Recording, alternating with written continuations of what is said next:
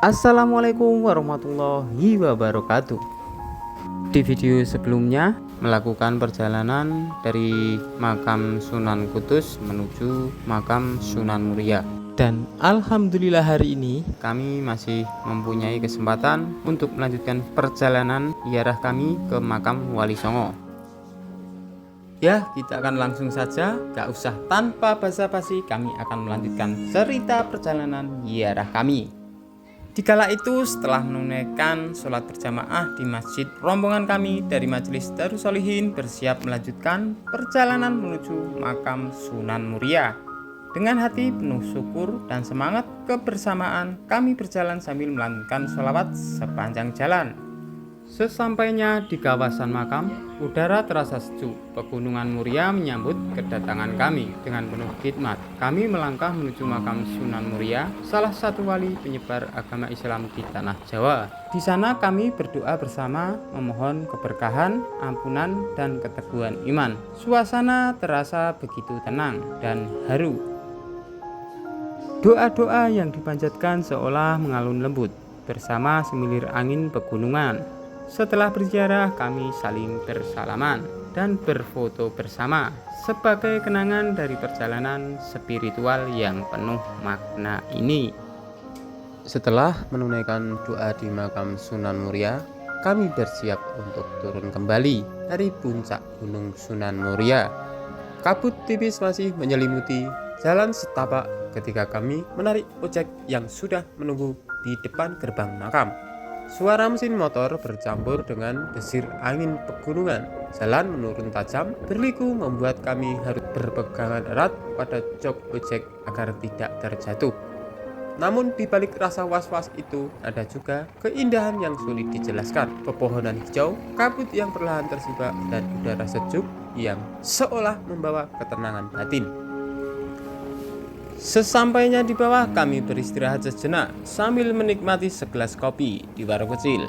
Dari sana perjalanan kami lanjutkan menuju Tuban, tempat makam Sunan Bonang. Kami menaiki bus majelis rombongan kami yang meraju perlahan meninggalkan Kudus. Dari jendela pemandangan sawah berganti menjadi perkampungan dan kemudian jalan pesisir yang panjang.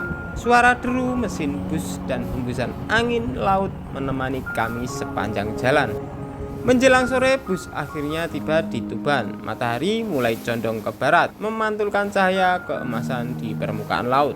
Di komplek makam Kanjeng Sunan Bonang, suasana terasa damai. Kami berziarah dengan penuh khidmat, mengirim doa untuk sang wali yang bijaksana. Perjalanan panjang dari Gunung Muria hingga pesisir Tuban bukan sekedar perjalanan fisik, tetapi juga perjalanan jiwa, meninggalkan kami bahwa setiap langkah menuju para wali adalah langkah menuju kedekatan dengan Sang Pencipta.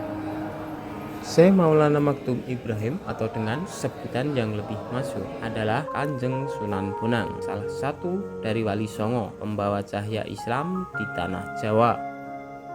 Sejak kecil, Raden Maktum Ibrahim tumbuh dalam suasana ilmu dan ketakwaan. Ayahandanya, Sunan Ampel, adalah guru besar agama Islam yang menanamkan nilai-nilai tauhid dan akhlakul karimah kepada para santrinya. Di pesantren Sunan Ampel, Maktum Ibrahim mudah belajar Al-Quran, hadis, fikih, dan tasawuf. Namun lebih dari itu, ia belajar bagaimana menanamkan dakwah dengan hikmah dan kelembutan hati. Setelah dewasa, ia diutus berdakwah ke wilayah Bonang dan Tuban, daerah yang kala itu masih kental dengan tradisi Hindu, Buddha, dan kepercayaan lokal. Namun, Kanjeng Sunan Bonang tidak datang dengan pedang ataupun paksaan. Ia datang membawa gamelan, tembang, dan suluk, mengemas ajaran tauhid dalam irama yang menenangkan jiwa masyarakat Jawa.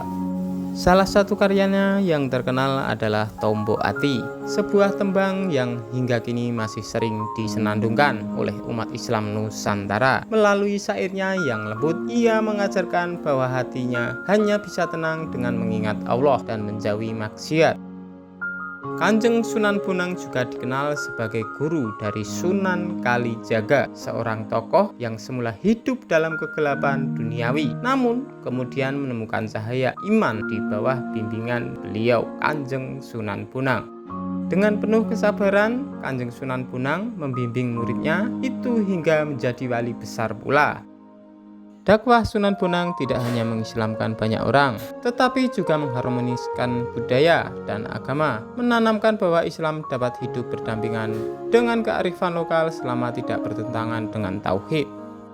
Lalu di akhir hayatnya, Kanjeng Sunan Bonang wafat dengan damai, meninggalkan warisan yang tak ternilai harganya. Dia adalah ajaran tembang dan keteladanan dakwah yang penuh kasih. Makamnya yang berada di Tuban, Jawa Timur. Hingga kini diziarahi banyak orang, bukan sekedar mencari berkah, tetapi meneladani jejak perjuangan sang penyebar cahaya. Pergi ke makam wali dengan hati yang tulus, diiringi doa dengan niat yang suci. Perjalanan ini belum usai, teruslah ikuti kami. Nantikan cerita selanjutnya di video nanti. Mencari hikmah dari kisah para wali, pelajaran berharga untuk hidup yang abadi. Sampai jumpa kawan, kami pamit undur diri. Semoga langkah kita selalu diberkahi.